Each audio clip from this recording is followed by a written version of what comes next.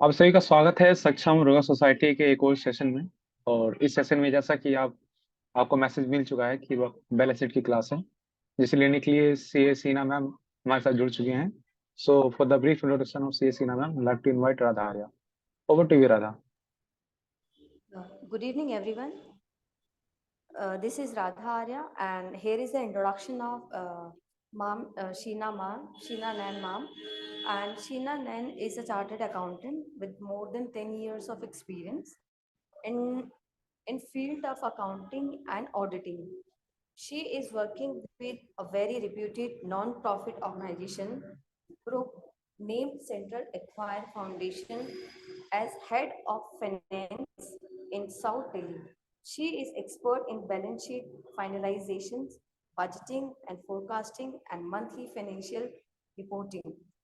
Also, she has wide exposure in statutory and internal audits of various multinational companies across India.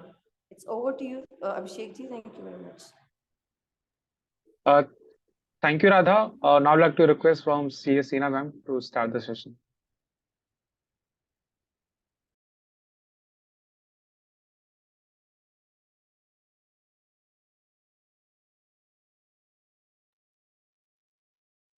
Hello. Am Yes, I ma'am, you're audible? audible. Yeah, thank you, Abhishek. Thank you, Radha, for the introduction. So just give me a second. Let me share my screen.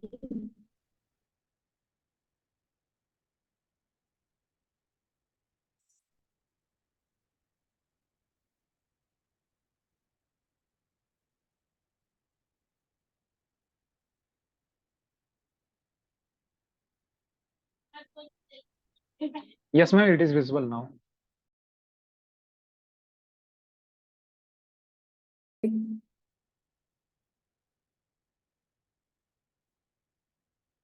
So, good evening, everyone. I think everybody is here, so we should start. Abhishek. Yes, ma'am, शुरू कर सकते हैं हम. Yes, ma'am. Yes. Okay, great. So today's topic is balance sheet. So before I start, I would like to hear from the audience, how many of you are familiar with this word balance sheet? Any volunteers would like to answer?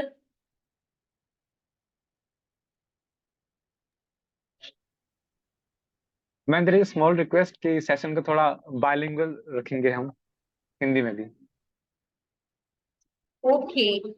सो आज का topic balance sheet है, तो मैं अभी audience से request कर रही हूँ कि बिफोर मैं स्टार्ट करूँ, मैं बैलेंस शीट के बारे में चीजें आगे डिस्क्राइब करूँ, मैं जानना चाहती हूँ कि मेरी आज जो ऑडियंस है, जो मुझे सुन रही है, उन्हें बैलेंस शीट वर्ड से क्या अंडरस्टैंडिंग बनी हुई है, मैं वो जानना चाहती हूँ. तो ऑडियंस में से कोई बच्चा मुझे बताएगा बैलेंस शीट के बारे में वो क्या जानता है?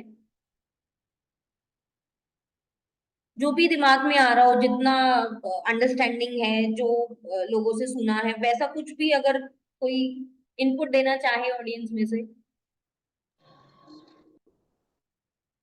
मैम, बैलेंस शीट क्या फाइनेंशियल स्टेटमेंट होती है जो हेल्प करती है कंपनी की फाइनेंशियल पोजीशन बताने में. Okay, very good. Anyone else?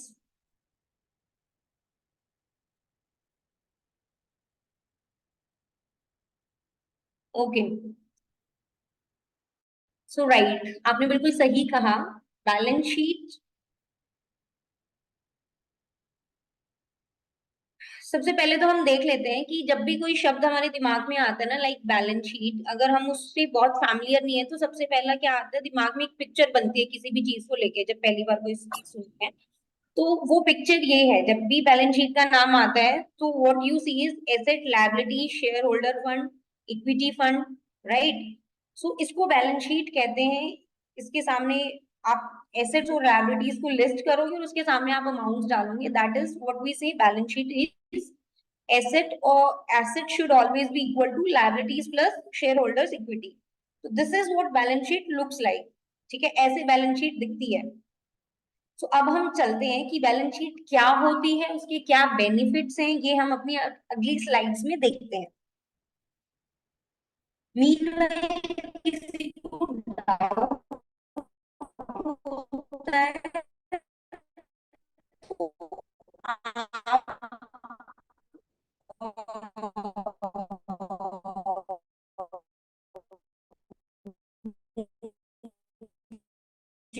तो कि बैलेंस शीट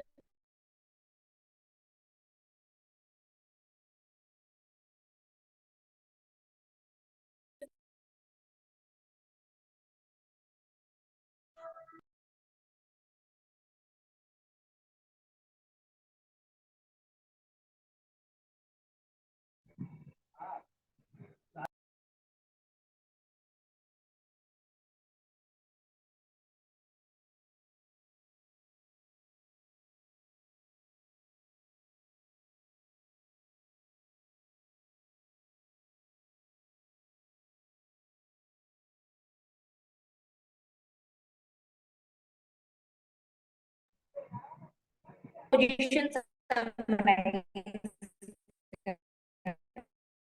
ये तो जब हम बैलेंस शीट की तो सबसे फर्स्ट द वर्ड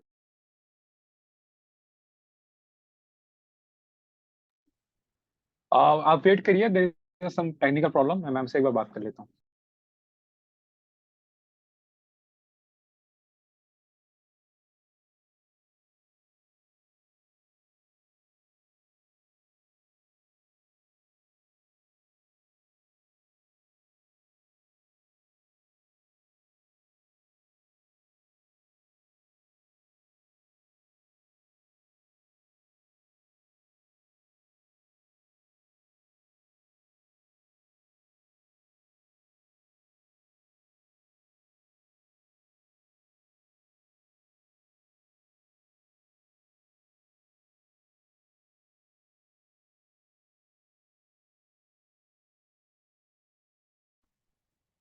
सॉरी। सो अभिषेक आप मुझे बताओ। मैम आई थिंक आपके नेटवर्क के साथ थोड़ा इश्यू है। अगर आप वाईफाई की राउटर के पास, अगर वाईफाई आपने यूज कर रहे हैं तो उसके पास रहे हुए तो आप अच्छे से सुन पाएंगे आपको। आप मूव कर सकते हैं meanwhile if you want to take time.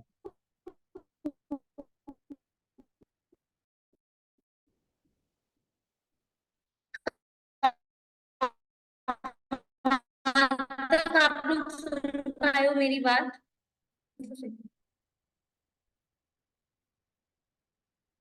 Abhishek screen share करने की परमिशन दो।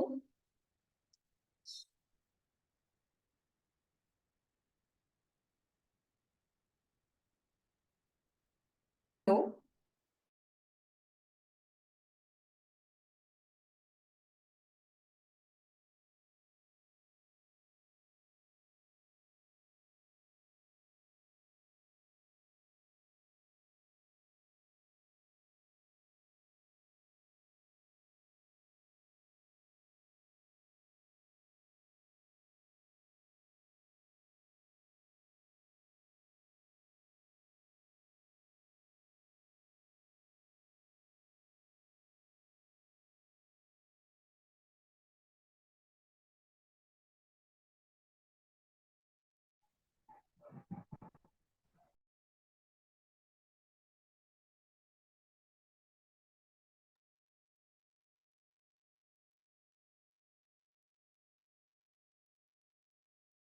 Please wait, ma'am is trying to manage her network in the meanwhile.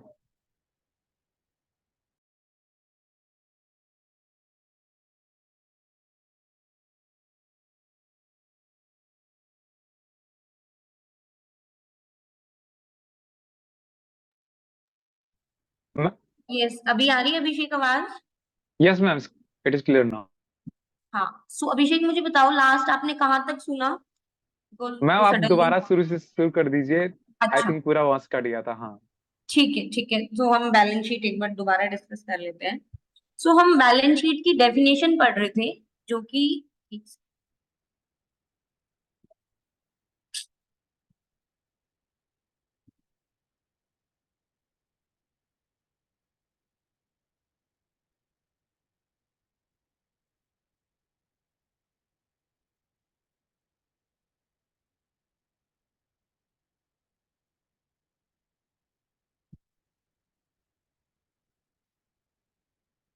Hello, yes ma'am, आवाज यू आ आर रही है? Audible. Yes okay, ma'am.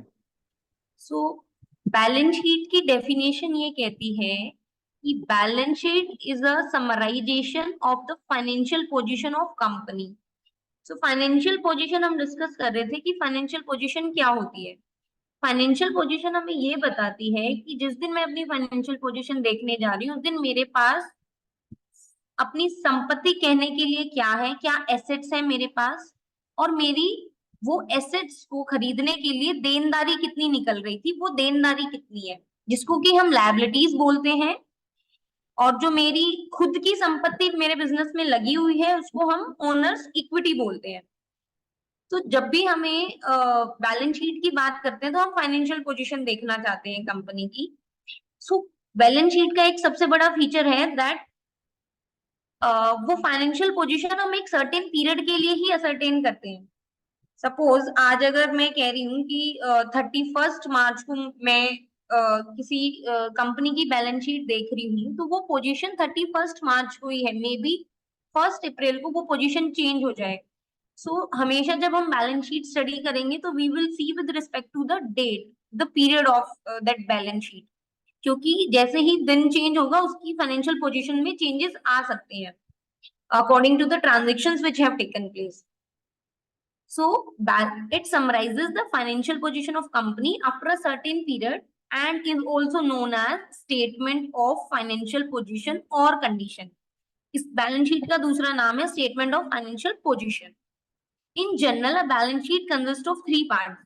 Balance sheet में जो main component होते हैं वो 3 होते हैं, जो कि first is asset, another is liability and third is owners equity. Asset से मतलब है मैंने जो अपनी एसेट्स जोड़े हैं, मेरे करंट एसेट्स हैं, फिक्स्ड एसेट्स हैं, टेंजिबल एसेट्स हैं, इनटेंजिबल एसेट्स हैं, ठीक है।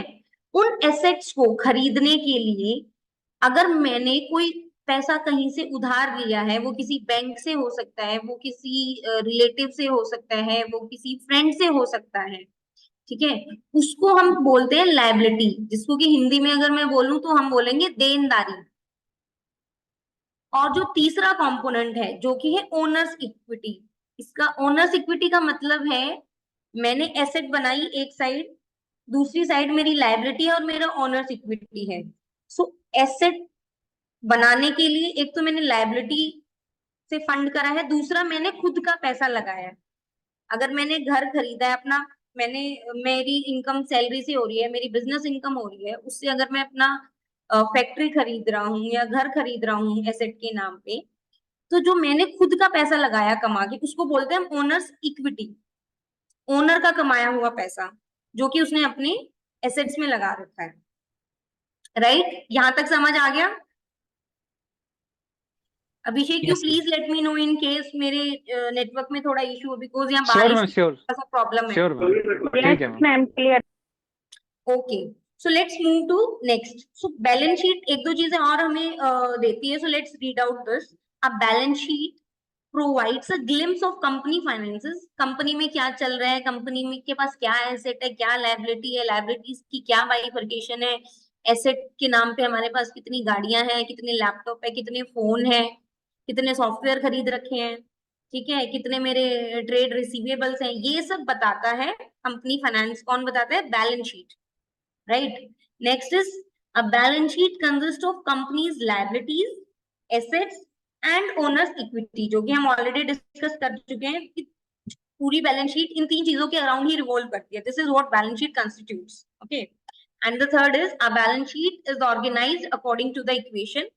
सो ये जो इसका रिलेशनशिप क्या है वो ये इक्वेशन बता देती है कि एसेट, लायबिलिटी और ओनर्स इक्विटी का क्या रिलेशनशिप है।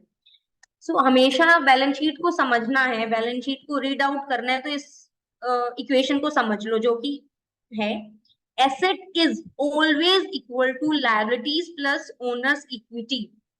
तो हम हमेशा, हमारा फोकस क्या होता है जब भी हम बैलेंस शीट को देखते हैं, बनाते हैं, बैलेंस शीट मैच हो जानी चाहिए। क्यों? अगर आपकी बैलेंस शीट मैच हो गई इसका मतलब आपने ये इक्वेशन फॉलो करी है एंड आपने अपनी जो पोस्टिंग करी है ट्रांजेक्शन्स की, जो डेबिट क्रेडिट लेजर्स के जो बैलेंसेस थे वो ठीक पोस्ट करे हैं। अगर आपकी बैलेंस शीट मैच हो रही है। इसलिए हमारा सारा फोकस जब हम फाइनल अकाउंट्स पढ़ रहे थे 11th में या 12th में, तो हमारा मेन फोकस होता था यार एक बार बस बैलेंस शीट मैच हो जाए। वो इसलिए होता था क्योंकि we have to satisfy this equation. वो 11th में थे जब भी यही था, 12th में थे तब भी यही था। आप ग्रेजुएशन कर लो, आप सीए बन जाओ, ये this will only work. Asset is equals to liabilities plus owners equity. कितनी भी बड़ी बैलेंस शीट है, कितनी भी छोटी बैलेंस शीट है, logic same. Okay, I hope this sheet is clear to all. Ma'am your voice is breaking up a bit. So I am asking, ये sheet clear है सबको? Can we move to next? Yes ma'am. Okay, so हमने ये 3 component पढ़े, ये equation पढ़ी। तो अब हम इनकी डेफिनेशन पे एक बार नजर डाल लेते हैं कि एग्जैक्टली क्या डिफाइन करता है law. So if I say about assets, these are the main resources. Resources क्या होता है? आपका खजाना है एक तरीके से, ठीक है। Main resources owned by the company, जिसकी ओनरशिप कंपनी की है। सो ये एसेट्स कितनी कैटेगरी के हो सकते हैं? बहुत जो हमारा शेड्यूल 3 है उसमें 3-4 कैटेगरीज दी गई हैं, जिसके अंदर नंबर ऑफ एसेट्स हो सकते हैं। तो हमारी कंपनी में कितने भी एसेट हो, हमें उनको ये 3-4 क्लासिफिकेशंस, मेन ब्रॉड हेडिंग्स दे दी गई है, जिसमें हमें क्लासिफाई करना है। Current assets, non current assets. Okay, non current assets में क्या होता है? Tangible asset, intangible asset, capital work in progress. और करंट एसेट्स में क्या हो सकता है? Cash and cash equivalents, trade receivables. ये सब हम डिटेल में अभी आगे जब हम बैलेंस शीट स्टडी करेंगे, वो हम वहां पढ़ेंगे कि एक एक आइटम का डिस्क्रिप्शन क्या होगा, ठीक है। So this is about assets. Coming to liabilities, so they are the things that the company owes to a person. Owes to a person मतलब जब मुझे किसी को कुछ देना है, उधार देना है, to a person or to another company or to another partnership firm, whatever the form of person सामने वाला हो, बट मेरी क्या है? देनदारी। वो मुझे कैश में भी देना हो सकता है, वो मुझे बैंक के थ्रू भी देना हो सकता है, ठीक है। So this is all about, जो भी मेरी देनदारी है वो मेरी लायबिलिटी है। So third is owners equity. अब ओनर्स इक्विटी जैसे कि मैंने बताया, मेरा पैसा कितना लगा है बिजनेस में, वो मेरे से मतलब है। अगर मैं प्रोप्राइटर हूं तो प्रोप्राइटर का, पार्टनरशिप हूं तो मेरे पार्टनर्स का, और अगर मैं कंपनी हूं तो मेरे। एनीबडी टू आंसर, अगर कंपनी है तो किसका पैसा लगा होगा? कोई बता सकता है मुझे कंपनी में किसका पैसा लगा होता है, किसकी इक्विटी होती है? Share holders. Share holders, right. So share holder का। Right right right, exactly. So owners equity क्या रिप्रेजेंट करता है? It represent the value for a company share holder after all the company's assets have been sold off and all the liabilities have been paid off. तो जब भी हमें owners equity निकालनी होती है, जैसे कि हमने ऊपर डेफिनेशन पढ़ी है, ठीक है। सो मैं इक्वेशन की बात कर रही हूँ, asset equals to liabilities plus owner. अगर मुझे इस इक्वेशन से ओनर्स इक्विटी निकालनी है तो मैं क्या करूंगी? लायबिलिटीज को उधर ले जाऊंगी, वो माइनस में हो जाएगा। So asset minus liabilities is what? Owners equity, जिसको हम कई बार एक और नाम से बुलाते हैं। Anybody in audience, owners equity को और किस नाम से बुलाते हैं? कैपिटल। और one more very important word जो जनरली लाइफ में, बिजनेस में, या जब भी हम अपनी बिजनेस ऑफिस आवर्स में यूज कर रहे होते हैं, कोई और नाम? Anybody else in audience? Equity. Net worth, इसको हम नेटवर्थ भी बोल सकते हैं। अगर मैं कहूं मुझे ओनर्स इक्विटी देखनी है, मुझे ओनर की नेटवर्थ देखनी है, तो नेटवर्थ निकालने का भी सेम फॉर्मूला है, that is asset minus liabilities, right. So till now any query? अभी तक किसी की कोई क्वेरी है?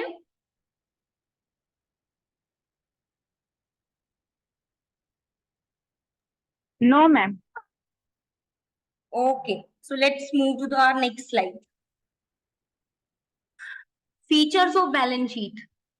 अब हमने देख लिया जी बैलेंस शीट क्या होती है, 3 नाम पढ़ लिए हैं जिसके इर्द गिर्द मेरी पूरी बैलेंस शीट होती है। उसमें बस क्लासिफिकेशंस ऐड हो जाएंगी, बैलेंस शीट में चीजें वो 3 ही रहेंगी। ठीक है, अब मैं समझना चाह रही हूँ कि मेरी बैलेंस शीट के क्या क्या फीचर्स है, क्या क्या बताती है मेरी बैलेंस शीट मुझे। सबसे पहली बात, अ balance sheet is only a statement and not an account. ठीक है, अगर मैं बात करूं कि रेंट है मेरा एक्सपेंस, तो रेंट क्या है, अकाउंट है या स्टेटमेंट है? अगर मैं रेंट लेजर की बात करूं, मैं टेलीफोन एक्सपेंस की बात करूं, मैं आपकी अदर इनकम्स की बात करूं, ये सब क्या है, अकाउंट्स हैं। ठीक है ना, जिसका आप सीएल या बीएल निकालते हो, कैरिड फॉरवर्ड, सॉरी, जिसका आप बैलेंस निकालते हो। ठीक है, जिसको आप एज एक्सपेंस या एज इनकम रिकॉर्ड करते हो, दीज ऑल आर अकाउंट्स। लेकिन बैलेंस शीट एक स्टेटमेंट है, ये कोई अकाउंट नहीं है जिसमें आप डेबिट क्रेडिट देखोगे कहाँ पोस्ट होना है, नहीं, ये एक स्टेटमेंट है। तो balance sheet is a statement, it has no debit side और क्रेडिट साइड। इसकी हेडिंग्स क्या होती है, one heading is asset and another heading is liability. जैसे कि मैंने आपको ऊपर दिखाया था, बैलेंस शीट कुछ ऐसी दिखती है। तो इसमें ऊपर आप अगर हेडिंग देख पा रहे हो, मेरा cursor, this is heading, sorry this is assets. सबसे पहले कंपनी का फॉर्मेट क्या होता है, आप कंपनी का नाम लिखेंगे, बैलेंस शीट लिखेंगे, यहाँ पर आप उसका पीरियड लिखेंगे। तो इसकी क्लासिफिकेशन क्या गई, ये एक स्टेटमेंट है, स्टेटमेंट का एक कंपोनेंट एसेट है और दूसरा लायबिलिटीज है। ये अगर आप किसी प्रोप्राइटर की बनाने जाओगे तो ये एसेट और लायबिलिटीज ही बोला जाता है, लेकिन जब आप कंपनी की बनाते हो तो कंपनी पर शेड्यूल 3 एप्लीकेबल होता है। अगर सबको वॉइस आ रही है तो ठीक से, ओके, मुझे नहीं आ रही इसीलिए मैं आपको वॉइस नहीं आ रही है? अभिषेक, वॉइस आप लोगों को आ रही है? ना मुझे तो आ रही है, आई clear है, think. ma'am. Yes, ma'am. Yes, ma'am. Your voice is clear.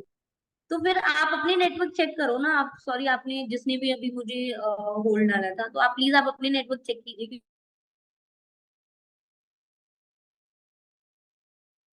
Log out करके लॉग इन कर लो दोबारा, जिसको आवाज नहीं आ रही। हाँ, माइट बी दैट वर्क, या सो हम, हाँ, सो मैं आपको बता रही थी कि शेयर होल्डर्स इक्विटी, ये वाला फॉर्मेट बेसिकली शेड्यूल 3 जब एप्लीकेबल हो जाता है तो लायबिलिटीज के साथ एक और वर्ड जुड़ जाता है जिसको हम बोलते हैं share holders equity. So coming back to our slide, तो ये हमने देख लिया first point. Second point is, it is prepared at a particular point of time and not for a particular period. So मैंने आपको शुरू में ही बताया था, जब भी मैं बैलेंस शीट को रीड करूंगी तो for that particular time read करूंगी, क्योंकि जैसे ही टाइम चेंज होगा, लेट इट बी अगला ही दिन आ गया हो, फाइनल पोजीशन चेंज हो सकती है, right?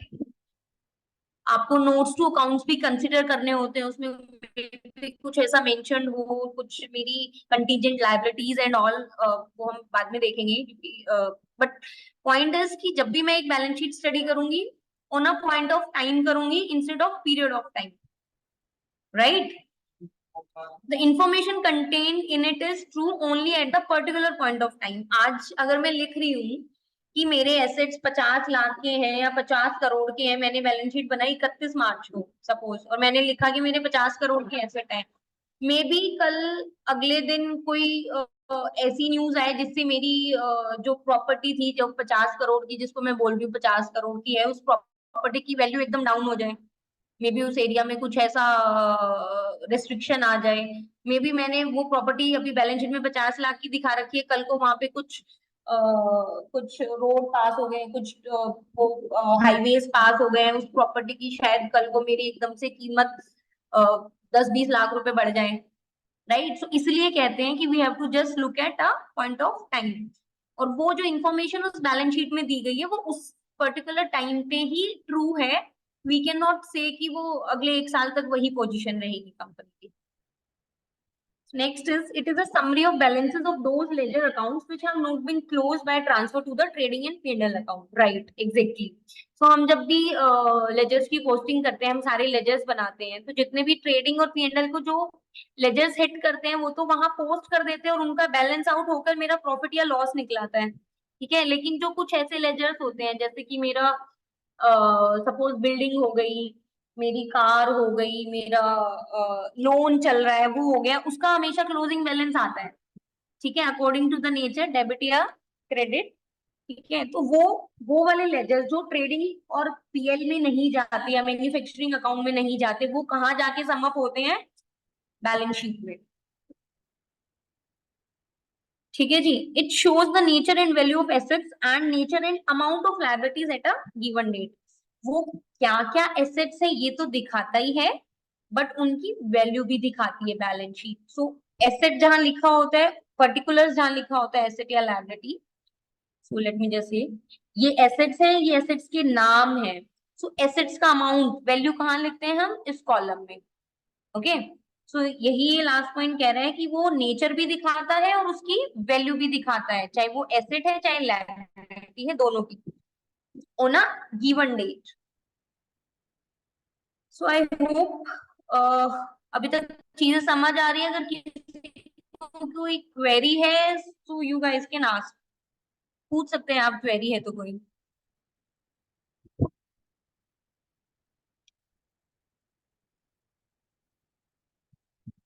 Anybody?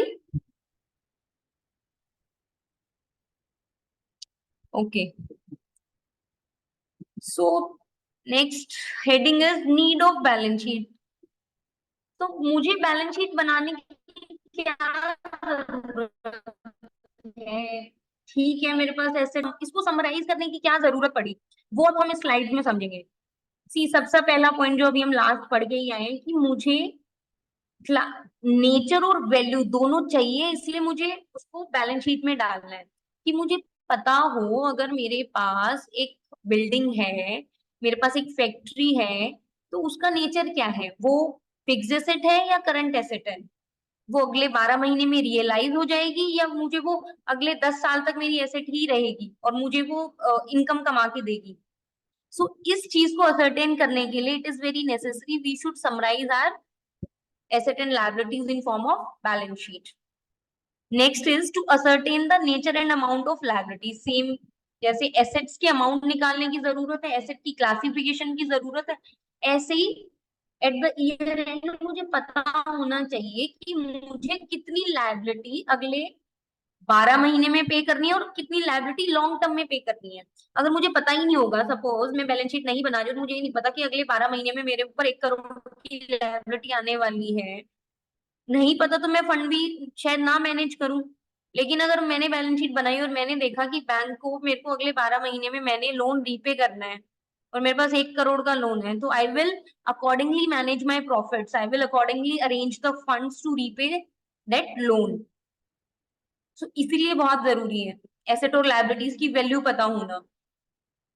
To find out the financial solvency of an enterprise is considered to be a solvent if its asset exceeds external liabilities. Solvency से यहाँ पे मतलब है कि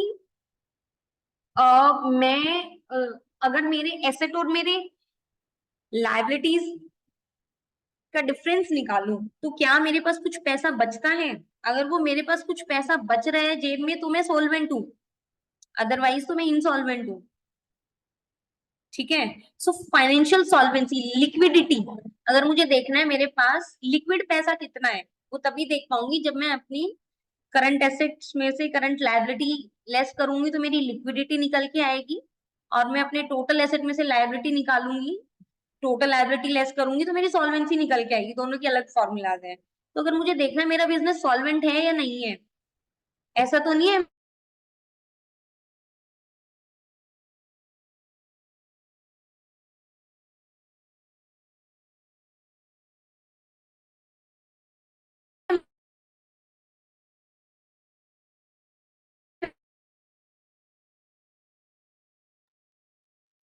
Ma'am, we are unable to hear you.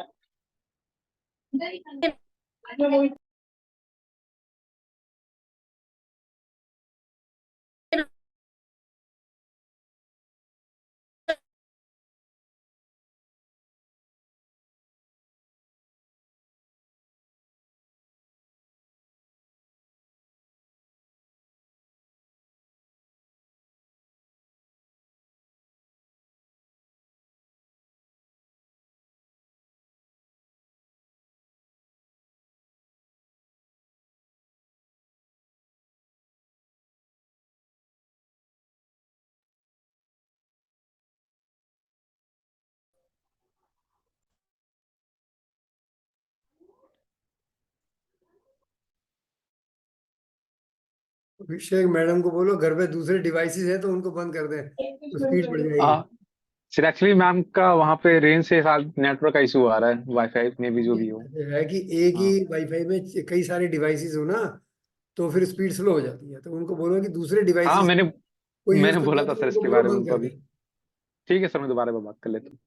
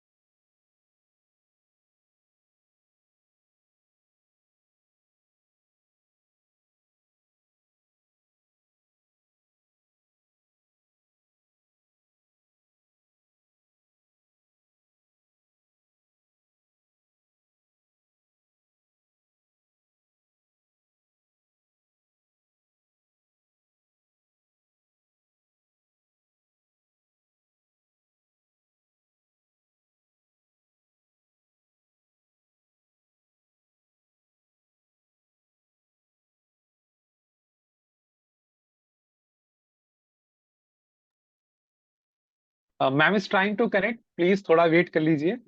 ठीक है।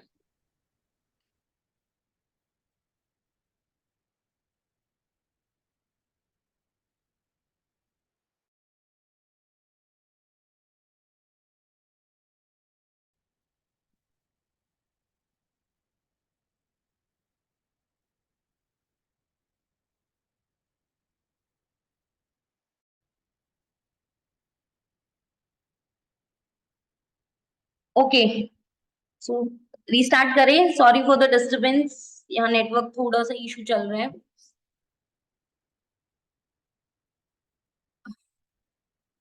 अभिषेक आवाज आ रही है? Yes ma'am, absolutely fine. Okay okay. तो नीड ऑफ बैलेंस शीट हमने समझ ली। सो अभी हम बात करते हैं बैलेंस शीट के फॉर्मेट।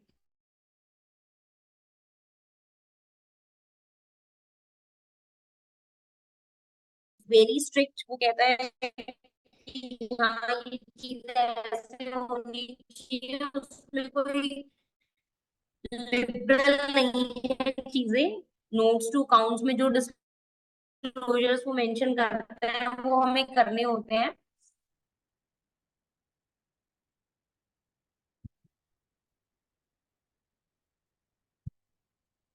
सो अभी हम समझ लेते हैं कि बैलेंस शीट का क्या फॉर्मेट होता है, उसमें क्या क्या लाइन आइटम्स होते हैं, उसमें सब क्लासिफिकेशंस कितने तरीके की होती हैं।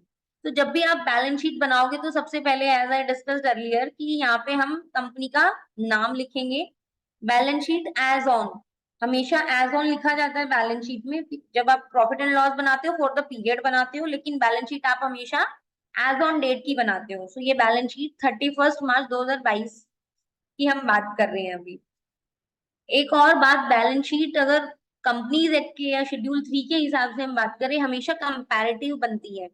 लेकिन अभी पीछे एक रीसेंट आई थी तो उसमें इनफैक्ट पार्टनरशिप या प्रोप्राइटर्स जो भी हैं उन सबको भी एक तो टी शेप वाली जो बैलेंस शीट पहले बनती थी, इफ यू एनीबडी रिमेम्बर, पहले टी शेप की बैलेंस शीट बनती थी, किस किस को पता है? टी शेप बैलेंस शीट क्या होती है? Yes, sir.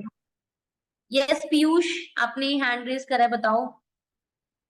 हम टी शेप बैलेंस शीट वो हम पार्टनरशिप में बनाते थे। लाइक हमारे लेफ्ट साइड में लाइबिलिटी होती थी और राइट साइड में हमारी एसेट्स होते थे। Right right. सो पहले वो फॉर्मेट चलता था, लेकिन अभी कुछ 1-2 साल से वो प्रोप्राइटर या पार्टनरशिप फर्म्स पे भी वो नहीं लगता। सो ये वाला फॉर्मेट जो है, ठीक है, जो मैं भी आपको सामने दिखा रही हूँ, जिसमें कि एसेट्स एंड लायबिलिटीज एक दूसरे के ऊपर नीचे आ रहे होते हैं, साइड बाय साइड नहीं आ रहे होते, जैसे टी फॉर्मेट में आते थे, राइट। तो अब ऐसे बैलेंस शीट बनती है सबकी। एंड वो इसलिए मैंडेटरी कर दिया गया, ये ज्यादा ट्रांसपेरेंट था, प्लस कंपैरेटिव्स भी आपको दिखाने होते हैं। जैसे कंपनी में मैंडेटरी होता था, तो इसमें भी आपको कंपैरेटिव्स दिखाने होते हैं इस फॉर्मेट में, जब भी आप किसी की भी बैलेंस शीट बनाओगे। तो उसमें पोजीशन असर्टेन करना, थोड़ा कंपैरेटिव चीजें देखना, वो इजी हो जाता है, एनालिसिस करना और अच्छे से हो पाता है, राइट। सो अब हम देखते हैं कि इक्विटी एंड लायबिलिटीज, ये फर्स्ट हेडिंग है मेरी, और उसका सब पार्ट है शेयर होल्डर फंड। तो अभी शेयर होल्डर फंड हमने बात करी थी, कहां पर होता है? कंपनीज में। तो शेयर होल्डर्स फंड के कितने पार्ट्स होते हैं? एक उसमें शेयर कैपिटल होती है, दूसरा उसमें सरप्लस जाता है, ठीक है। सो अब शेयर कैपिटल से क्या मतलब है? जब कोई हम कंपनी बनाते हैं तो उसमें इनिशियली शेयर होल्डर्स ने कितना पैसा डाला, उसने जितना भी पैसा डाला उतने पैसे के उनको हम शेयर्स अलॉट कर देते हैं, राइट। तो हमेशा शेयर्स कैसे देखते हैं? हम शेयर की, एक शेयर की कितनी वैल्यू है, उस हिसाब से हम शेयर्स अलॉट कर देते हैं। तो यहाँ पे वो शेयर कैपिटल की हम बात कर रहे हैं, ठीक है। दूसरा इसमें आता है सरप्लस। जब भी कंपनी ऑपरेशनल है, कंपनी इनकम कमा रही है, और उसको जो सरप्लस आ रहा है, जो प्रॉफिट आ रहा है, यहाँ पर हम उस सरप्लस की बात कर रहे हैं, वो जाकर सरप्लस यहाँ हमें नजर आता है, ठीक है। जैसे वहां पे ओनर्स इक्विटी के साथ दिखता था, प्रॉफिट हमेशा जाके कैपिटल में, ऐसे ही यहाँ पर कंपनी के केस में प्रॉफिट सरप्लस के नाम पे आकर शेयर होल्डर फंड्स में जुड़ जाता है। तो नेक्स्ट कंपोनेंट है इसका share application money pending allotment. ऐसी शेयर एप्लीकेशन जिसके अगेंस्ट हमने कोई अलॉटमेंट नहीं करी है, तो वो मेरे लिए क्या है? लायबिलिटी है। उसने मेरे को पैसा दे रखा है, लेकिन मैंने उसको अगर शेयर सर्टिफिकेट नहीं दिया, तो उसका तो पैसा मेरे पास उधार पड़ा है ना एक तरीके से, तो उसको हम लायबिलिटीज में दिखाते हैं। तो ये share application money pending allotment उस पैसे को रिफ्लेक्ट करता है बैलेंस शीट में, right. Coming to next, current non current liabilities. अब ये नॉन करंट लायबिलिटीज क्या होती है? नॉन करंट लायबिलिटीज से मतलब है कि ऐसी लायबिलिटीज जो कि नियर फ्यूचर, करंट का मतलब है नियर फ्यूचर में मुझे पे नहीं करनी, ठीक है। सो इसमें भी 3 क्लासिफिकेशन शेड्यूल 3 बताता है कि इन 3 कैटेगरीज में मुझे नॉन करंट लायबिलिटीज को क्लासिफाई करना है। One is long term borrowings. Long term borrowings क्या होती है? अगर मैंने बैंक से उधार लिया है लंबे समय के लिए, जैसे कि व्हीकल लोन हो सकता है 5 साल का, उसके अलावा मेरी कोई मैंने स्पेसिफिक प्रॉपर्टी के लिए लोन लिया है, वो हो सकता है, राइट। ये होता है लॉन्ग टर्म बोरोइंग्स, जो कि मुझे 12 महीने से ज्यादा समय के बाद रीपे करनी है, 5 साल, 10 साल, 15 साल, वट, ठीक है। इसको बोलते हैं हम long term borrowings. Next is deferred tax liability. So deferred tax liability is very specific to company, जो सिर्फ कंपनी के केस में कैलकुलेट करते हैं। तो अभी हम डेफर्ड टैक्स लायबिलिटी यहाँ पे नहीं डिस्कस करेंगे, because it is individually a very big topic. So but वो लायबिलिटी का पार्ट होते हैं, नॉन करंट लायबिलिटी का पार्ट होते हैं, अभी हम इतना ही जान लेते हैं। Third is other long term liabilities. अब ये अदर लॉन्ग टर्म लायबिलिटीज में क्या हो सकता है? इसके एग्जाम्पल कोई बताएगा मुझे? अदर लॉन्ग टर्म लायबिलिटीज में क्या क्या आ सकता है पार्टिसिपेंट्स?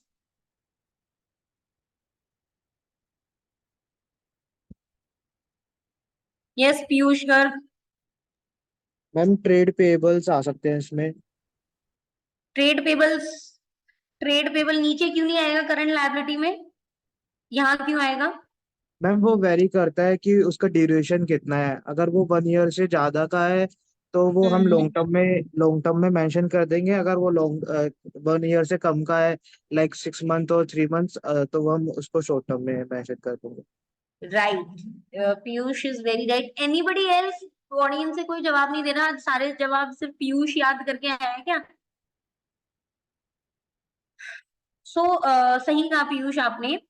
सो जब ट्रेड पेबल्स 1 साल से ज्यादा से आउटस्टैंडिंग हो जाए, ठीक है, वो जिस दिन मेरा ट्रेड पेबल आया, सपोज मैंने एंट्री मारी कि हाँ मुझे रोहित से, मैंने 31 मार्च को एंट्री करी कि रोहित से मेरे को पैसे लेने हैं, उससे उसको मैंने सामान दिया, उसको मैंने माल दिया है, तो वो 31 मार्च को तो मुझे पता नहीं चलेगा कि वो क्रेडिट पीरियड तो यार 90 दिन ही होता है ना किसी भी कंपनी का। कोई कंपनी ये कह के तो माल बेचती नहीं है कि 1 साल बाद देना। लेकिन चांसेस क्या है, इस यहाँ पे क्या सिचुएशन हो सकती है कि हम माल बेच बेच चुके हैं, हमारी बुक्स में रिकॉर्ड हो चुका है, लेकिन जब मैंने अगली बैलेंस शीट बनाई तो मैंने देखा कि भैया रोहित का तो पिछले 2 साल से पैसा आया ही नहीं है, ठीक है ना।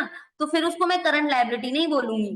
करंट लायबिलिटी का मतलब है अगले 12 महीने में पे हो जाए मेरा, ठीक है, मतलब अगले 12 महीने में मुझे उसको पे करना हो, ठीक है। लेकिन यहाँ पे सॉरी, हम एसेट्स के हिसाब से चले गए थे। लाइबिलिटीज में ऐसी लाइबिलिटीज जो मुझे अगले 12 महीने में पे नहीं करनी, तो वो ऐसे ट्रेड पेबल्स हो सकते हैं जिसके साथ मेरा कोई केस चल रहा है, मेरा कोई डिस्प्यूट चल रहा है, उस केस में मैं उसको पे नहीं कर रही हूँ as per the credit terms, तो उसको उठा के हम क्लासिफाई कहाँ कर देते हैं, अदर लॉन्ग टर्म लाइबिलिटीज में। दिस इज द सिनारियो जहां आपके trade payables other long term liabilities बन सकते हैं। इसमें और क्या हो सकता है, इसमें कुछ ऐसे स्टेच्यूटरी ड्यूज पेबल भी हो सकते हैं। स्टेच्यूटरी ड्यूज पेबल क्या होता है, किसी को समझ है या मैं थोड़ा और एलिब्रेट करूं? पहले मैं ऑडियंस में जानना चाहूंगी, किसी को पता है स्टेच्यूटरी ड्यूज क्या होते हैं, क्या क्या हो सकते हैं पीयूष के अलावा? आप मना भी कर सकते हो,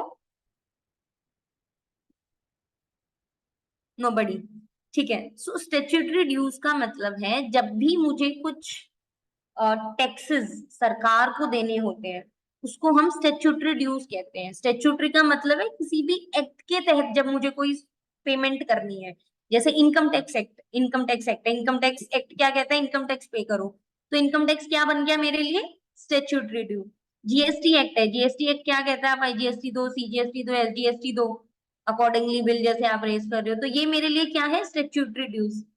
पीएफ हो गया, प्रोविडेंट फंड, ये मेरे लिए क्या है, स्टेच्यूटरी ड्यूज, क्योंकि इन सबको एक एक्ट के तहत मुझे पे करना है, ठीक है। इसके अलावा अब किसी के दिमाग में एग्जांपल आ रहे हैं जो मैंने बताए हैं कि उसके अलावा और क्या स्टेच्यूटरी ड्यूज हो सकते हैं अभी मेरे बताने के बाद?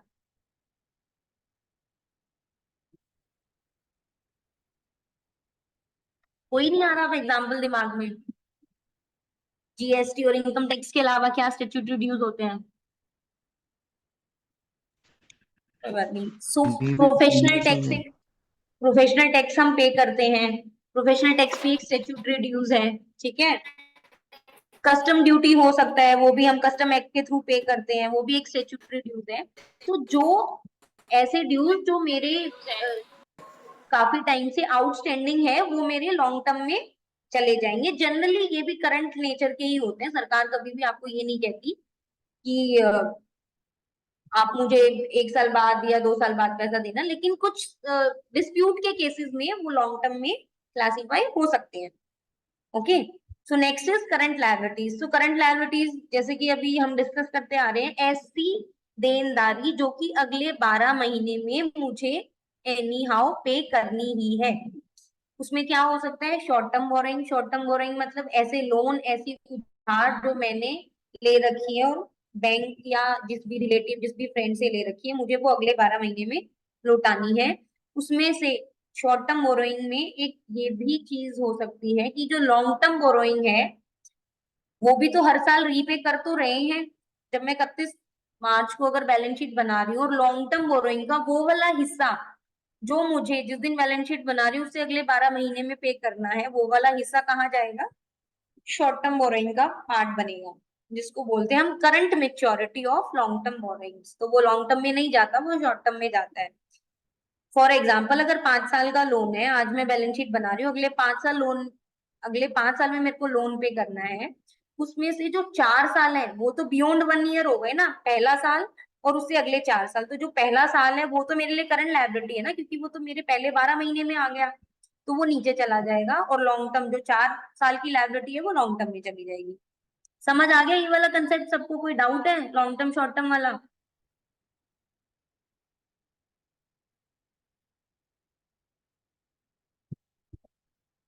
हेलो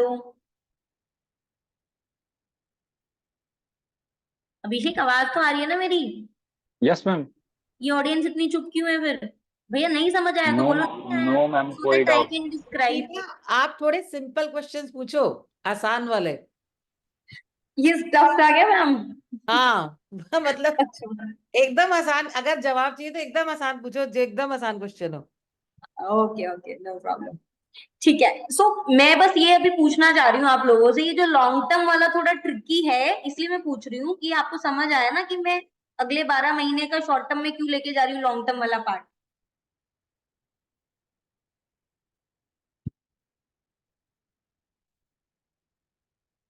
ठीक है, so next is trade payables. I think trade payables सबको समझ आता है। अब पीयूष के अलावा कोई आंसर करना चाहेगा ट्रेड पेबल्स क्या होते हैं, सिंपल लैंग्वेज में मेरी अंडरस्टैंडिंग के लिए? अगर हिंदी में ट्रांसलेट कर दो एक बार तो आई थिंक बेटर वो रहेगा, ट्रेड पेबल तो।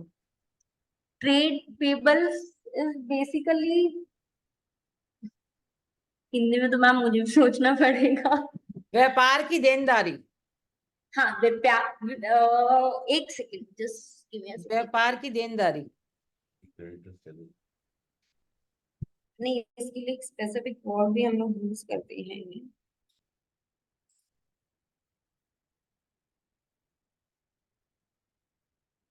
हाँ, व्यापार देनदारी है, तो कोई बता पाएगा क्या होता है इसमें, कौन सी वाली लायबिलिटीज यहाँ आती है? मैं बैंक से उधार लेती हूँ तो मैं long term borrowing short term borrowing बोल रही हूँ, मैं ट्रेड पेबल क्यों नहीं बोल रही हूँ?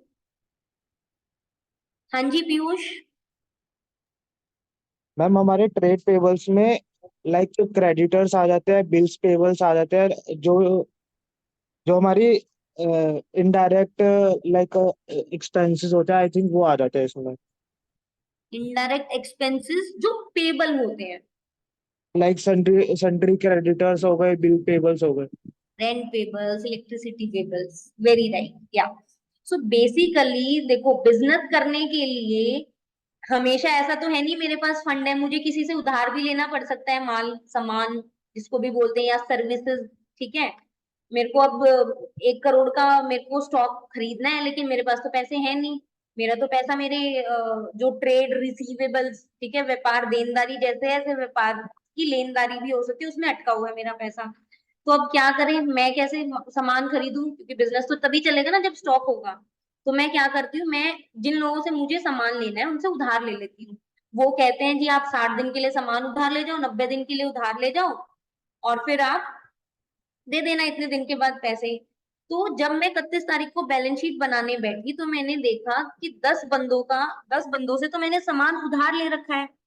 तो अब वो उधार ले रखा है तो मेरी क्या हो गई, देनदारी हो गई। उस देनदारी को जो सामान या सर्विसेज, गुड्स एंड सर्विसेज जैसे बोलते हैं हम, तो गुड्स मतलब सामान और सर्विसेज मतलब जो सेवाएं हमने ली हैं उनसे, उसके लिए जो मेरा पैसा देना बनता है उनको, उसको मैं ट्रेड पेबल्स बोलूंगी। ठीक है, सो वो ट्रेड पेबल्स में हम क्लासिफाई करेंगे, वो जो लोन लिया या हमने बैंक से कुछ उधार लिया, उसके अगेंस्ट हमने कोई सामान थोड़ी खरीदा, उससे कोई सर्विसेज थोड़ी ली, वो तो हमने पैसा उधार ले लिया कि इतना इंटरेस्ट दे देंगे, आप पैसा दे दो जी मुझे। So trade payables is something जो मुझे सामान खरीदने या सर्विसेज के लिए मैंने उधार लिया हुआ है, और ये कल को मुझे रीपे करना है। इसका क्रेडिट पीरियड जो मतलब उधार का जो समय होता है वो 30 दिन, 90 दिन या 60 दिन ऐसा होता है, इसलिए वो करंट लायबिलिटी हमेशा बनेगी। 90 दिन है ना, तो 1 साल से तो कम ही रहेगा हमेशा, तो उसको हम हमेशा कहाँ क्लासिफाई करते हैं, ट्रेड पेबल्स में। सो इस ट्रेड पेबल्स में 2 क्लासिफिकेशंस आती हैं। एक कहता है कि total outstanding dues of micro and small enterprises, और दूसरा कहता है total outstanding dues of creditor other than micro and small enterprises. इसको आप ऐसे समझ सकते हो, माइक्रो एंड स्मॉल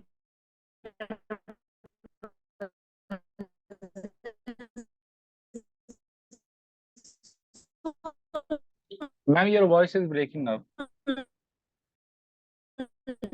नाम ही रिफ्लेक्ट कर रहा है कुछ ऐसी जस्ट कनेक्ट दिस।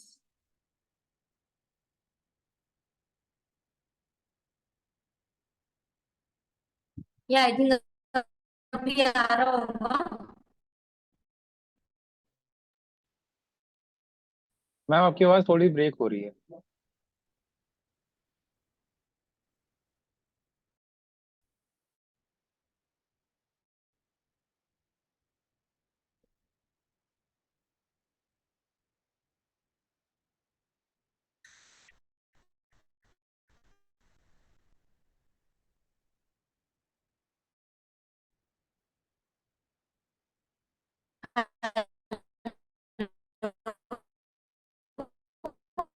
मैम अभी अभी आ भी रहा आपकी आवाज ब्रेक हो रही है मैम। है। अब मेरी आवाज आ रही है अभी? हाँ मैम नाउ क्लियर। करती है।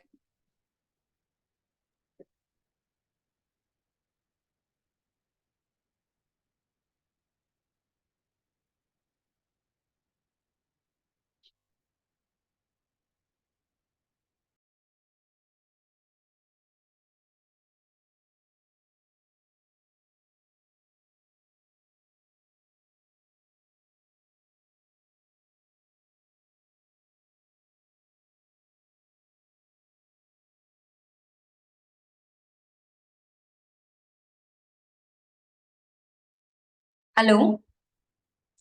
Yes ma'am you are audible now.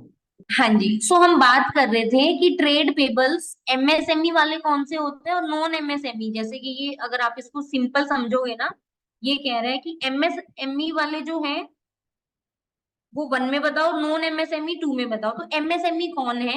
MSME ये माइक्रो एंड जो स्मॉल एंटरप्राइजेस आप पढ़ रहे हो इसको हम एमएसएमई बोलते हैं। तो सरकार ने कुछ ऐसी एंटिटीज जिनकी स्पेसिफिक एक टर्नओवर का स्लैब दे दिया है कि आपकी अगर सेल इससे कम है तो आप एमएसएमई की कैटेगरी में आते हो, आप छोटी ऑर्गेनाइजेशन हो। तो हम नहीं चाहते कि आपका पैसा ज्यादा दिन उधारी में अटका रहे, तो उनको एक स्पेसिफिक स्टेटस दे दिया गया है और सरकार ने निर्देश दे दिया है लोगों को, सारे बिजनेसमैन को, बड़े बिजनेसमैन को या छोटे, कि अगर एमएसएमई का पैसा आपके पास उधार है ना, तो एक्ट बना दिया है एक एमएसएमई का और उनको कह दिया कि 45 दिन में इनका पैसा हमने वापस देना है, चाहे ट्रेड पेबल्स के नाम से है, चाहे वो अदर एक्सपेंसेस पेबल के नाम से, लेकिन एमएसएमई का पैसा आप 45 दिन से ज्यादा के लिए नहीं रोक सकते हो। तो इसीलिए यहाँ पे ये दो क्लासिफिकेशन दी है, क्योंकि उसको एक स्पेशल स्टेटस काइंड ऑफ मिल गया है, उसको एक बेनिफिट काइंड ऑफ मिल गया है एमएसएमई वालों को। तो आप हमेशा अपनी बैलेंस शीट में ये बता के चलो कि एमएसएमई को ट्रेड पेबल कितना उधारा है, कितने पैसे देने हैं, और जो नॉन एमएसएमई एंटिटीज है उसको कितना है, सो दैट हम ये चेक कर पाए कि ऐसी तो कोई ऑर्गेनाइजेशन नहीं है जो एमएसएमई हो और वो 45 दिन से ज्यादा आप उसके पैसे रोक के बैठे हैं। सो ये क्लासिफिकेशन इसलिए कंपनीज एक्ट में लेके आए थे।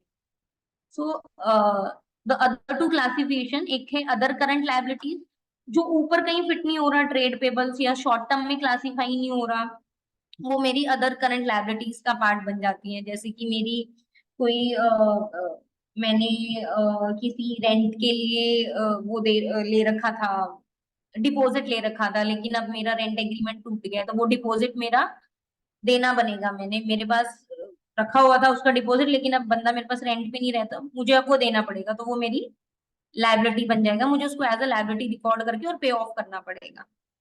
लास्ट है शॉर्ट टर्म प्रोविजंस। अब ये शॉर्ट टर्म प्रोविजंस क्या होते हैं? शॉर्ट टर्म, पहले तो नाम ही बता रहे हैं, शॉर्ट टर्म मतलब सीमित समय के लिए, थोड़े समय के लिए, ठीक है। तो उसमें जैसे कि जब मैं बैलेंस शीट बना रही हूँ 31 तारीख को, मैंने देखा कि मैं मार्च को खड़ी होकर अपनी पोजीशन देख रही हूँ लायबिलिटीज की, देनदारी की। उस दिन देखा कि मेरी बिजली का बिल तो आया ही नहीं है, ठीक है। मैंने अभी अपना मार्च के महीने का बिजली का बिल नहीं दिया है, पानी का बिल नहीं दिया है, मैंने अपना रेंट नहीं दिया है, लेकिन मुझे पता है ये किस पीरियड का है, मार्च का है। तो मुझे क्या करना पड़ेगा अपनी सही पोजीशन निकालने के लिए, क्योंकि मार्च की सारी इनकम तो रिकॉर्ड कर चुकी होंगी, तो उससे रिलेटेड सारी लायबिलिटी रिकॉर्ड किस तरीके से करेंगे हम, फिर एक शॉर्ट टर्म प्रोविजन के नाम से एक लायबिलिटी क्रिएट कर देते हैं हम, जैसे कि रेंट पेबल, इलेक्ट्रिसिटी पेबल्स, वो सब प्रोविजंस जो हम बनाते हैं। प्रोविजन मतलब एक हमने एक तरीके से एक भाग निकाल के अपनी लाइबिलिटी में बुक कर दिया, क्योंकि मुझे पता है कि ये कल को मुझे पे करना है। वो कल को मतलब वो अगले महीना ही होगा। वो शॉर्ट टर्म इसलिए कह रहे हैं कि just very near future, with in 1 to 3 months, 12 महीने की बात नहीं है यहाँ पे, 1 to 3 months में मुझे ये शॉर्ट टर्म प्रोविजन पे करने होते हैं। तो ऐसी लाइबिलिटी जो इतने शॉर्ट स्पेन में पे करनी होती है वो शॉर्ट टर्म प्रोविजन में आ जाती है। ठीक है, सो ये हमने पूरा इक्विटी एंड लायबिलिटीज की क्लासिफिकेशन पढ़ी। इससे बाहर कुछ नहीं होता। जितने भी तरीके की लायबिलिटी या इक्विटी है मेरी, सब इन हेड्स में जाकर फिट हो जाती है। तो हमें अपनी लायबिलिटी का नेचर देखना है, अपनी देनदारी का नेचर देखना है। बैंक की उधारी है या जिनसे सामान लिया है, सर्विस लिया, उनकी उधारी है, उस हिसाब से हम अपनी लायबिलिटी को कैटेगराइज कर देंगे balance sheet. Salary of employees कहाँ जाएगा? हाँ जी, अब सैलरी एम्प्लॉइज कहाँ जाएगा, ये सबसे पहले हमें देखना है। सैलरी अगर मुझे पेबल है तो वो शॉर्ट टर्म है या लॉन्ग टर्म है? शॉर्ट टर्म होगी सैलरी हमेशा।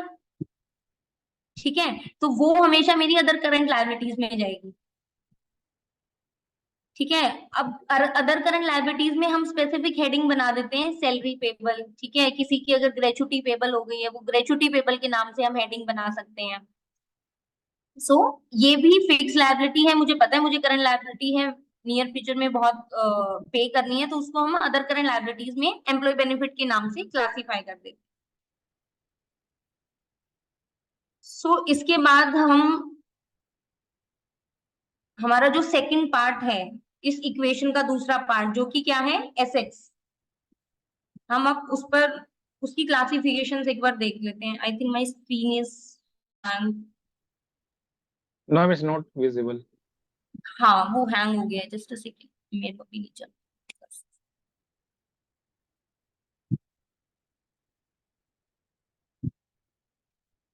सो अभी एसेट वाली स्क्रीन सबको मैम नजर आ आई रही है? Have a doubt. Yes, ma'am. Hello अभी किसी ने कुछ बोला, कोई क्वेश्चन है, बताइए। मैम, अभी आपने सैलरी बताया तो बट सैलरी तो बैलेंस शीट में आएगी नहीं ना, वो तो profit and statement of profit and loss के अंदर जाएगी। नहीं, देखो क्या है, सैलरी वो बात कर रहे हैं पेबल की। देखो क्या है, अगर मेरी मार्च की सैलरी है और मेरी सैलरी पे करने की तारीख अगले महीने की 7 तारीख है, तो जब मैं मार्च को बैलेंस शीट बना रही हूँ, तो क्या मैं उसको, मैंने जैसे बताया, पेबल नहीं रिकॉर्ड करूंगी। कौन से महीने का खर्चा है, मार्च के महीने का खर्चा है ना, लेकिन पे कब करना है जाके मुझे, अप्रैल के महीने में। कोई भी महीने के महीने तो सैलरी नहीं देता, एमएनसीज दे देती है, 28 तारीख को ही सैलरी क्रेडिट कर देती है। लेकिन जो छोटी ऑर्गेनाइजेशन है वो तो हमेशा अगले महीने को पे करती हैं आपकी सैलरी। तो क्या जब मेरी वो मार्च का खर्चा मैं मार्च में रिकॉर्ड करूंगी ना, तो वो उस वाली सैलरीज की बात कर रहे हैं हम, जो कि पेबल है, जो मैंने दी नहीं है अभी। अगर वो मैंने पे कर दी तो वो मेरे खर्चे में चली जाएगी, खर्चे में तो जाएगी, ऑफकोर्स डेबिट करूंगी, salary account debit to salary payable. तो वो कहाँ चला जाएगा, जो सैलरी पेबल है वो लायबिलिटी में चला जाएगा, और सैलरी एक्सपेंस कहाँ चला जाएगा, P&L हिट कर जाएगा। ओके। समझ आई आपको, एंट्री समझ आई क्या बनेगी? तो उस हिसाब से आप फिर पोस्टिंग करोगे ना। ठीक है, तो हम आगे बढ़े, एसेट्स डिस्कस कर ले एक बार, इसकी क्लासिफिकेशंस क्या क्या है। सबसे पहली जो क्लासिफिकेशन बनती है, जैसे वहां पर हमने देखा कि करंट लायबिलिटी और नॉन करंट लायबिलिटी होती है, तो यहाँ पे भी करंट एसेट और नॉन करंट एसेट होते हैं। ठीक है, लेकिन वो जो नॉन करंट एसेट नाम था, तो उसकी जो क्लासिफिकेशन है उसमें थोड़े से चेंजेस आए हैं। नॉन करंट एसेट्स की हम पहले बात कर लेते हैं, क्या चेंजेस आए हैं मैं ये भी बताती हुई चलूंगी आपको। ठीक है, सबसे पहले तो नॉन करंट एसेट्स वो वाले एसेट्स हैं जो कि नियर फ्यूचर में मेरे लिक्विडेट होने वाले नहीं है, उससे मुझे पैसा नहीं मिलना है कि जैसे करंट में है कि अगले 12 महीने में उससे मेरे को पैसा मिल जाएगा उस एसेट से, सेल ऑफ होके, या वो लिक्विडेट हो जाएंगे। ठीक है, जैसे कि मेरे को अगर मैंने किसी को सामान बेचा, ठीक है, उसने 3 महीने के उधार पे मेरे से सामान लिया, तो मुझे पता है अगले 3 महीने में वो जो डेटर है मेरा, ठीक है, बिजनेस, मैंने उसको कुछ सामान बेचा तो उससे मेरे को पैसे आने, तो वो अगले 3 महीने में आ जाएंगे, 90 दिन में पैसा आ जाएगा। तो इसलिए वो क्या है, मेरे लिए करंट एसेट है। लेकिन नॉन करंट ऐसे एसेट्स हैं जिससे मैं अपने बिजनेस को चलाऊंगी, उसको बेचूंगी नहीं। जैसे कि फिक्स्ड एसेट्स जिसको हम बोलते हैं, कि मैंने मशीन खरीद ली, मैंने मशीन खरीद के अपने बिजनेस में लगा ली, अब उस मशीन से मैं वो अपनी प्रोडक्शन करूंगी, जो भी मैं मेरा सामान बनाना है, मेरा जो भी सपोज मैंने टेक्सटाइल इंडस्ट्री लगाई है, तो मैंने मशीनें खरीद ली कपड़े बनाने के लिए, ठीक है, तो मैं उससे कपड़े बनाऊंगी और वो कपड़े बेच के पैसे कमाऊंगी। मशीन बेचना मेरा काम नहीं है। तो वो जो मशीन है वो मेरे लिए क्या हो गई यहाँ पर, नॉन करंट एसेट, जिसको मैं कहाँ क्लासिफाई करूंगी, प्रॉपर्टी प्लांट एंड इक्विपमेंट। सो पहले जिसको हम फिक्स एसेट बोलते थे, आज के टाइम पे फिक्स एसेट शब्द एग्जिस्ट नहीं करता है, उसकी जगह अब शब्द आ गया है प्रॉपर्टी प्लांट एंड इक्विपमेंट्स। ठीक है, तो इस प्रॉपर्टी प्लांट एंड इक्विपमेंट्स की, property plant equipments and intangible assets, ठीक है, तो इसकी दो क्लासिफिकेशन है इस हेडिंग की। पहला प्रॉपर्टी प्लांट एंड इक्विपमेंट, दूसरा इंटेंजिबल एसेट, जैसे कि नाम से पता चल रहा है। अब आप तीसरी एक और क्लासिफिकेशन समटाइम्स ये आती है, हमेशा बैलेंस शीट में नहीं दिखेगी, that is capital work in progress. तो अब हम एक एक करके इस सबके बारे में बात कर लेते हैं। सो प्रॉपर्टी प्लांट एंड इक्विपमेंट्स में ऐसे आइटम्स आते हैं जिसको कि जो कि टेंजिबल है, इंटेंजिबल नहीं है। आप बोलोगे इंटेंजिबल क्या होता है, कुछ ऐसे एसेट्स भी होते हैं हमारे पास जिसको हम छू नहीं सकते, जैसे कि सॉफ्टवेयर हो गया। ठीक है, मैंने सॉफ्टवेयर खरीदा, इतने महंगे महंगे सॉफ्टवेयर आते हैं आज के टाइम पे। ठीक है, अकाउंटिंग सॉफ्टवेयर इतने महंगे हो गए हैं, सैप हो गया, ओरेकल हो गया। ठीक है, ये सॉफ्टवेयर ही लाखों में इनकी कॉस्ट होती है। ठीक है, तो वो लेकिन ऐसी चीज तो है नहीं जिसको मैं छू पाऊं, या तो वो पेन ड्राइव में होते हैं या मेरे सिस्टम में इंस्टॉल्ड होते हैं। ठीक है, जैसे विंडोज हो गई आपकी, जिस पे आप काम करते हो, तो ये ऐसी चीजें हैं जो इनटेंजिबल है, जिसको आप देख तो सकते हो लेकिन छू नहीं सकते, तो वो तो इंटेंजिबल एसेट्स में क्लासिफाई हो जाएंगे। उसके अलावा जितनी भी चीजें जिसको हम छू सकते हैं, देख सकते हैं, ठीक है, वो कहाँ क्लासिफाई हो जाएंगे, प्रॉपर्टी प्लांट एंड इक्विपमेंट्स में। तो इसमें से आप मुझे एग्जांपल दे पाओगे प्रॉपर्टी प्लांट एंड इक्विपमेंट में क्या क्या हो सकते हैं एसेट्स? अलग अलग एग्जांपल मुझे बताइए, आपके दिमाग में सोच के क्या क्या एसेट्स हो सकती है एक बिजनेस में। अंजी। टीना, अगर आप ऑप्शंस दो और उसमें से पूछो कि हाँ इसमें हाँ। क्या, you give some options, maybe 4-5 options, इसमें से क्या प्लांट, प्रॉपर्टी प्लांट या इक्विपमेंट में आएगा। सो हाँ, पीयूष आप कुछ बता रहे थे एक बार, let Piyush. Ma'am property plant and equipments में हमारे लैंड आ जाएगा, बिल्डिंग आ जाएगा, लाइक हाँ। मशीनरीज आ जाएगा, और जो भी हमारा कंपनीज का फर्नीचर है वो आ जाएगा। हम्म। ठीक है। अच्छा, आप मुझे एक बात बताओ, आप मैं दो ऑप्शन देती हूँ, आप उसमें से मुझे बताइए कि क्या फिक्स एसेट है। स्टॉक बताइए, स्टॉक क्या है मेरे लिए, प्रॉपर्टी प्लांट एंड इक्विपमेंट है या नहीं है? No ma'am, it's not a property plant and equipment. Hmm. Okay, anybody else?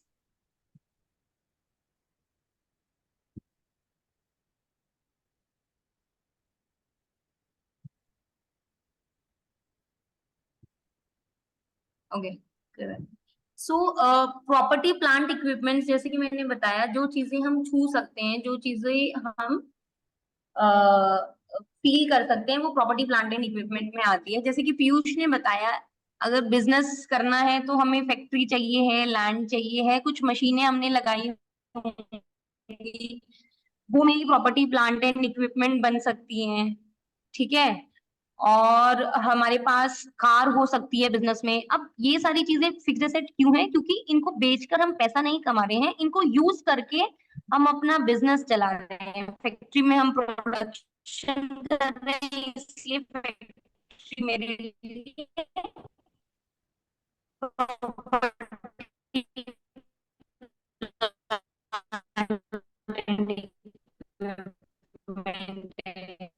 Ma'am your voice is breaking up.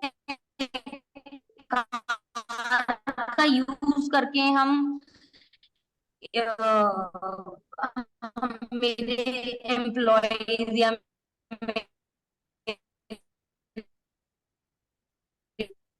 Directors इधर से उधर जा रहे हैं ना, बिजनेस आगे बढ़ा रहे हैं, इसलिए वो मेरे लिए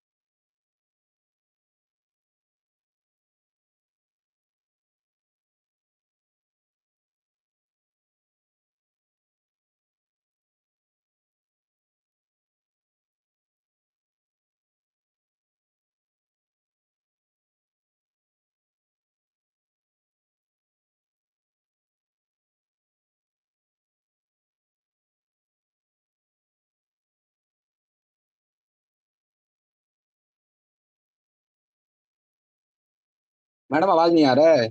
सीना ma'am. Pawan ji, ma'am trying to join, बस वो कंक्लूड करते हैं सेशन को। ओके कर दो।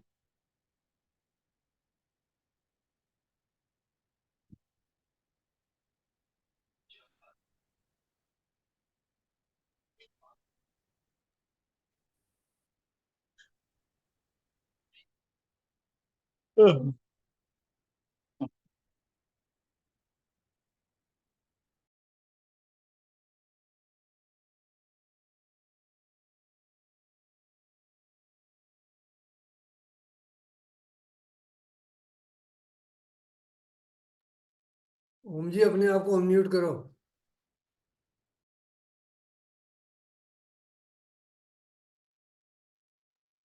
हाँ जी सर। अब आपकी आवाज आ रही है, गो अहेड।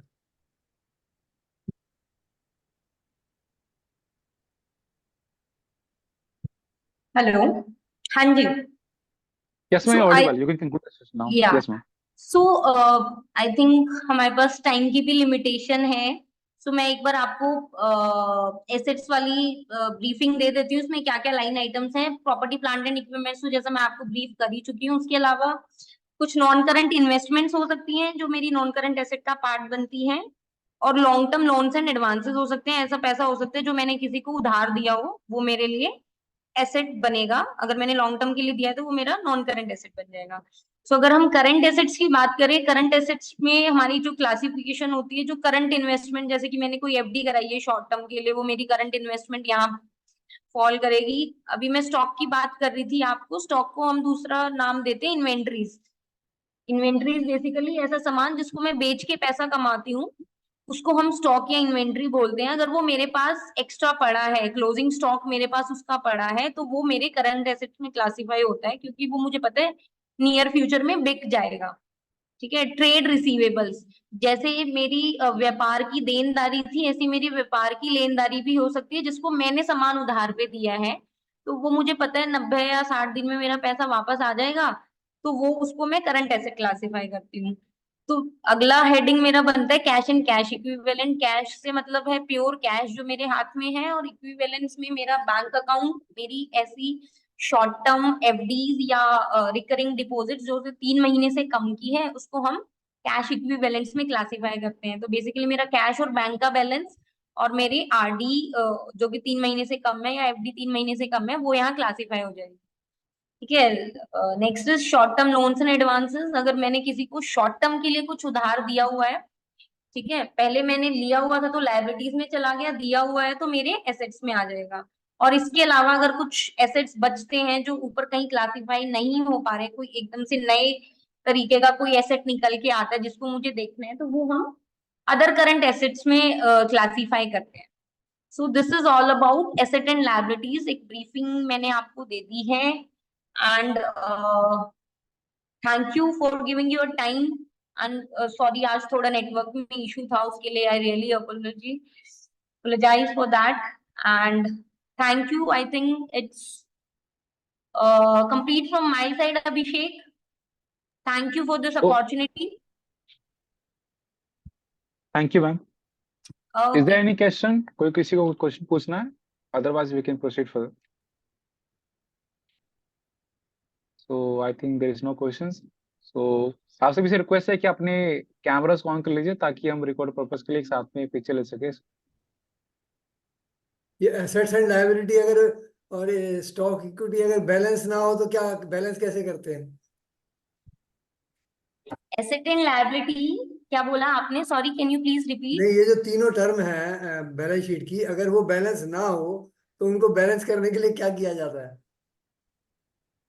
अगर वो बैलेंस नहीं हो रही तो सर, सबसे पहली बात तो हमारी बैलेंसिंग में कहीं इश्यू है। लेकिन अगर मीन मतलब फॉर टाइम बीइंग अगर वो बैलेंस नहीं है, आइडेंटिफाई नहीं हो पा रही है, तो हम सस्पेंस अकाउंट के थ्रू वो डाल देते हैं और फिर उसको आइडेंटिफाई करते हैं कि ये सस्पेंस में ऐसा क्या है जो हमने लेजर में क्लासिफाई नहीं करा, जिसकी वजह से मेरा डिफरेंस आ रहा है।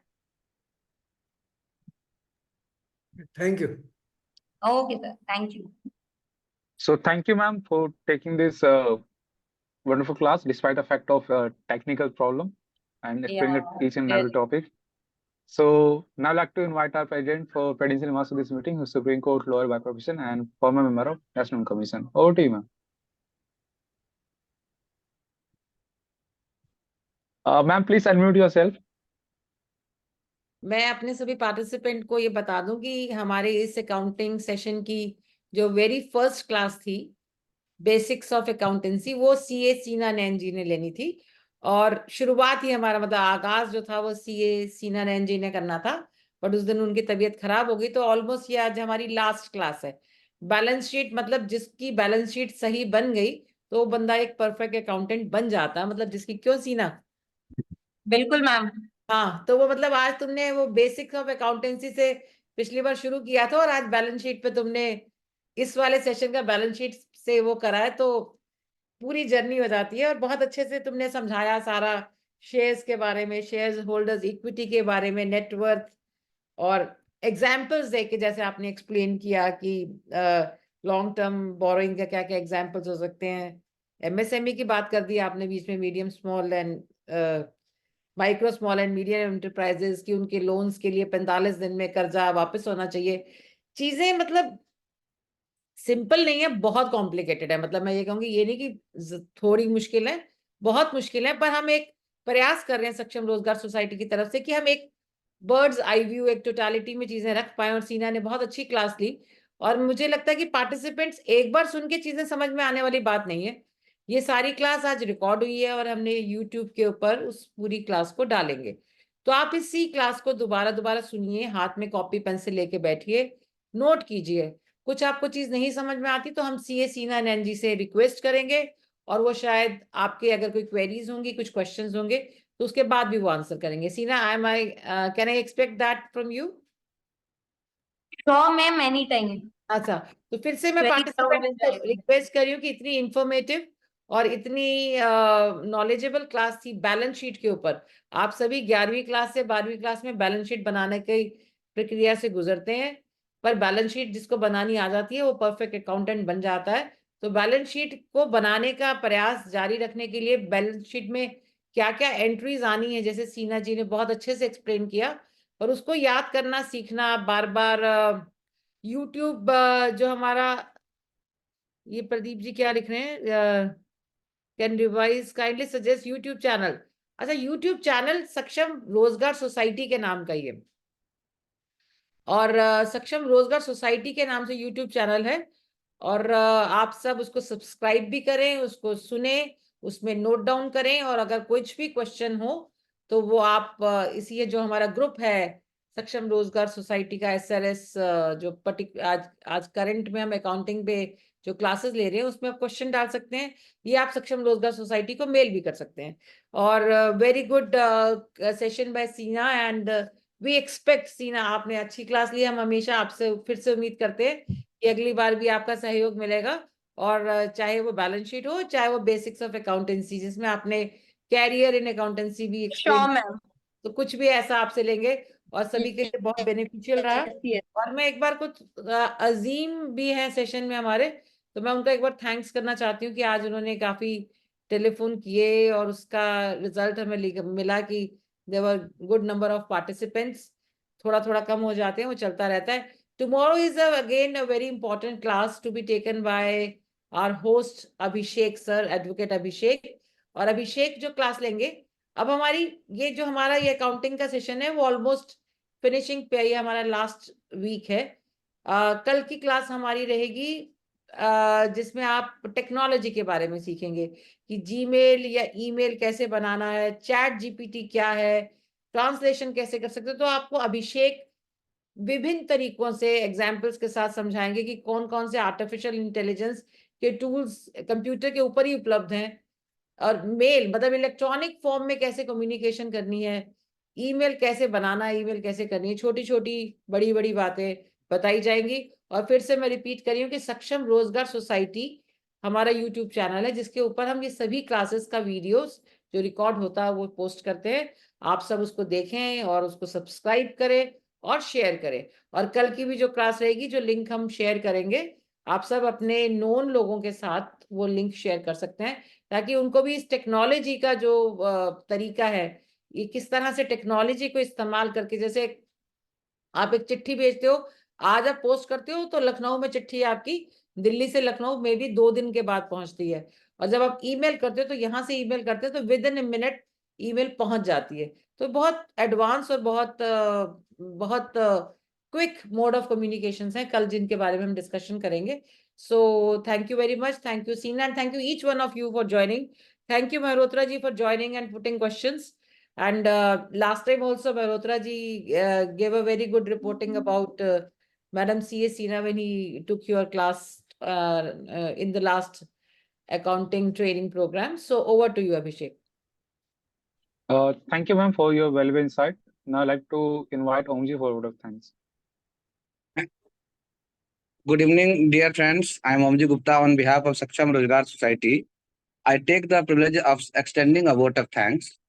To begin with, I would like to express my gratitude to our office secretary, Abhishek, for putting in so much effort in conducting the class. I also extend my thanks to CA Sina ma'am for delivering such a wonderful class, engaging the student and providing them with valuable information regarding balance sheets. A special thanks goes out to all of you, my dear student, for actively participating in the class. I hope to see each of you in every class with the same enthusiasm.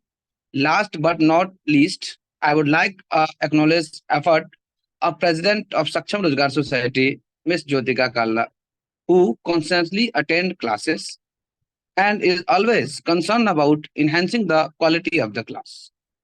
I wish you all a very good night. So thank you for joining the session. You can all leave now. Please leave and drop your attendance in the chat box with your names. So thank you and good night, everyone.